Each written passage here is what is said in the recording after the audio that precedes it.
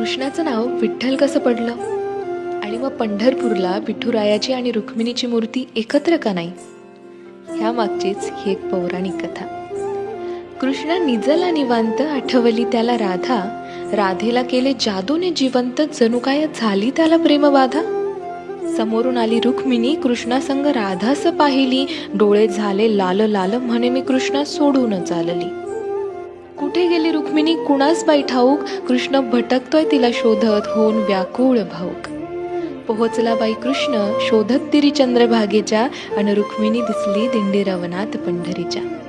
कृष्ण म्हणवितो रुक्मिणीस, पण ती रुसलेली फार. म्हणतो कसा, अगं रुक्मिणी कसा करू मी तुझ्या विना वैकुंठाचा संसार. रुक्मिणी नाराज, त्यातच कृष्णास आठवे भक्त एक थोर. नाव त्याचे पुंडलिक, लय गुणाचं ते पोर. पुंडलिकाच्या घरी आली कृष्णाची गबाई स्वारी.